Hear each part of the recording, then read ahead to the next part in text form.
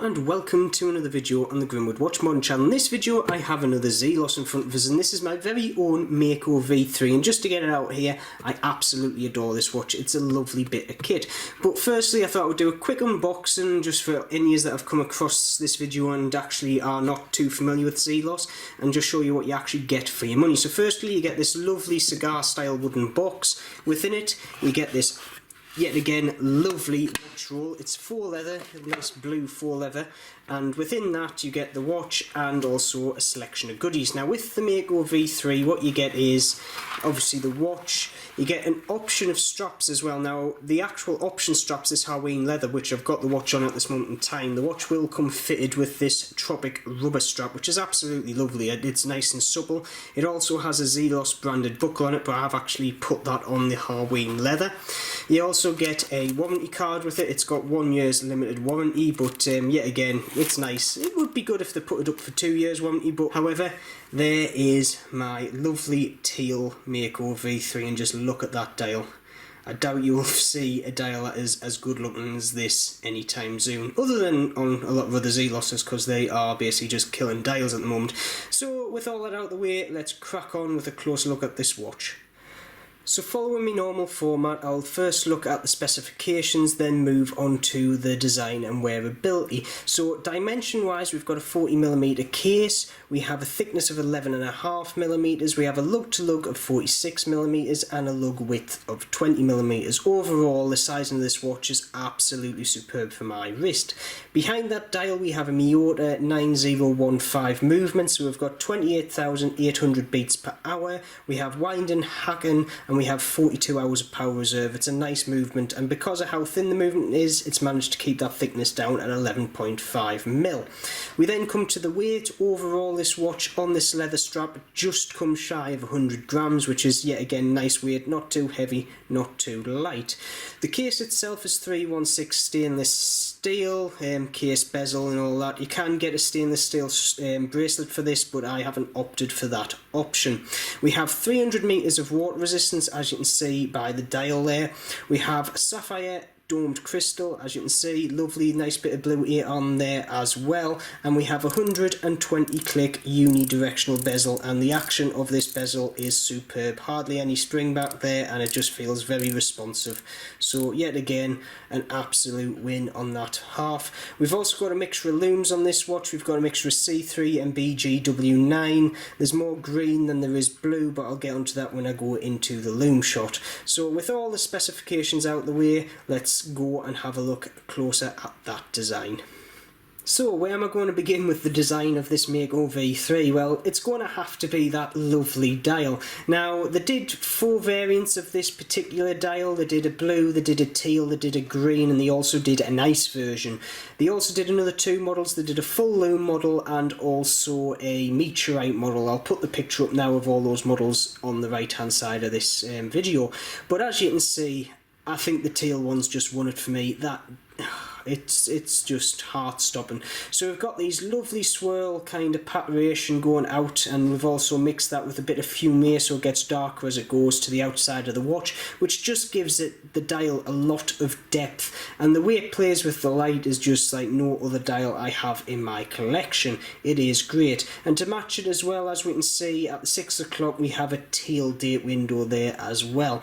I think that's a bit too light. I think they could have darkened that down to kind of match in with the fume at the edge of the dial, but I'm not going to really take points off for that because that's only my own personal opinion.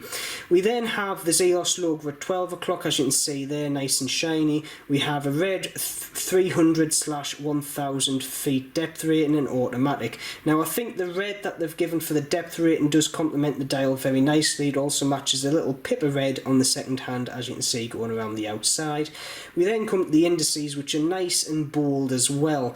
Lots of lume on them, you can see them wherever. You'll see that in the Lume Shot that's coming up, but they're also very uniform, they're very symmetrical. Because the date window is at 6 o'clock, the watch basically just mirrors itself, which I do like in a watch. Having date windows at 3 o'clock are nice, but I do at the end of the day prefer having a 6 o'clock window just to keep this symmetrical kind of look.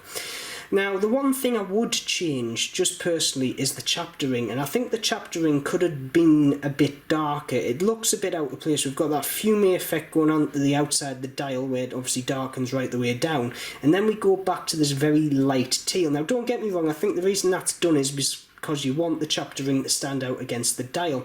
However, I would have personally actually liked to see the chaptering that was in the actual blue variant of this a bit darker, and I think it would have matched the dial a bit better, but that's just my own personal opinion.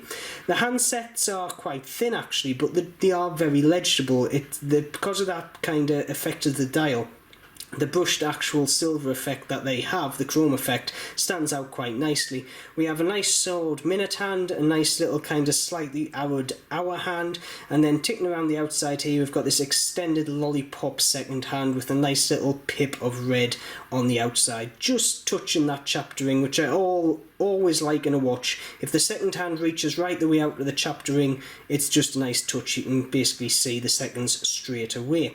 We then move on to the crystal. Now the crystal itself is a nice big bit of sapphire domed crystal with a nice bit of AR coating, which if I tilt it towards my light there, handles the light superbly. As you can see, very legible indeed.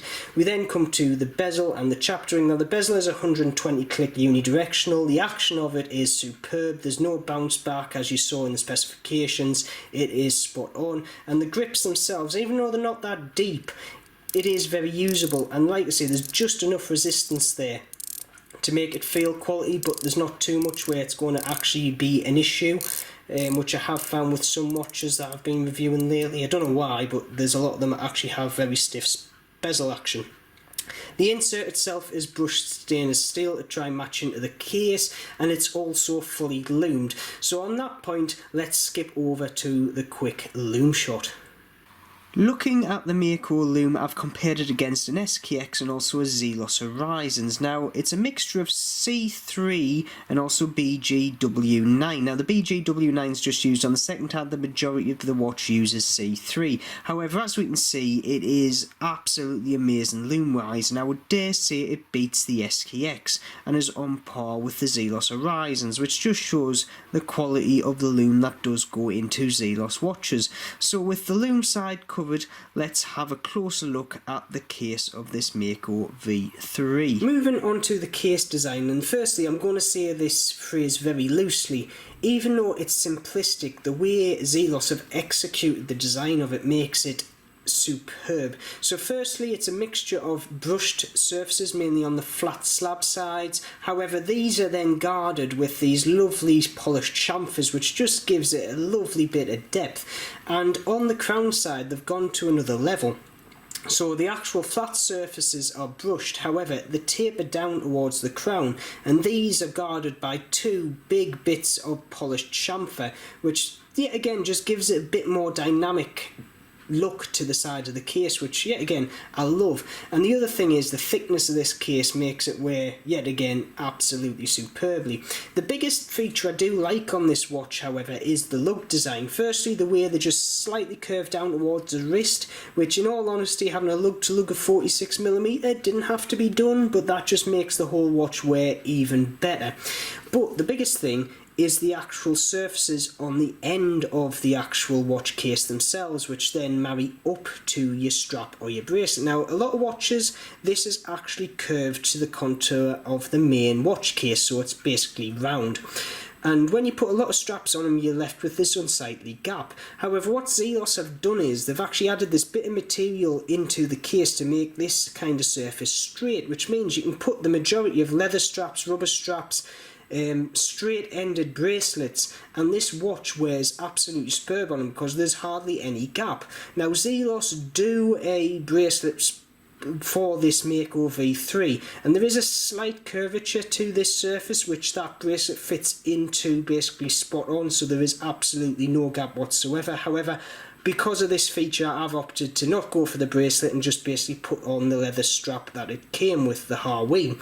And with that, let's move on to the back of the case. Now, the case design itself, yet again, is actually, to be honest, it's understated compared to most other Zeloses. As you can see there by my hammerhead, that's got quite a complex design on, but the Mako V3 just has a Mako shark, etched into the surface there with a nice kind of bead blasted back finish. Got some writing on there with obviously the serial number of the watch and some of the specifications. The only thing about the case back is the shark is quite sharp. Now, a lot of people have complained with that, but I haven't actually. To the finger's touch, it is a bit sharp, but on the wrist you don't feel it. It might be because I've got very hairy wrists, but in all honesty, I don't mind it at all. And it's also a screw down case back, obviously, to aid with that 300 metre water resistance.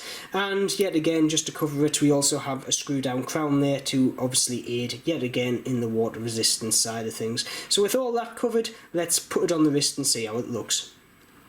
And here we have the Mako V3 on my 6 3/4 inch wrist, and the only two things I can say about it: one, it wears superbly; two, it looks superb. It's just absolutely great. Just look at that. And like I say, matched with that Harween leather, that nice little bit of horse skin, it just looks superb. Now don't get me wrong, I have replaced the buckle on this for the one that was on the Tropic rubber strap, and it does fit, and I think that just adds a little bit more class to the actual option of the leather strap you get with it, but that's only my personal opinion. It also fits under the cuff quite nicely, being quite thin at 11.5mm thick, so yeah, you can get away using this as a bit of a dressy watch, which I have done. It is nice. Now, I did have it originally on the actual Tropic leather strap, which I've got here, and yet again, I wore it for a number of days and I did like it. The only thing that I found was an issue with this.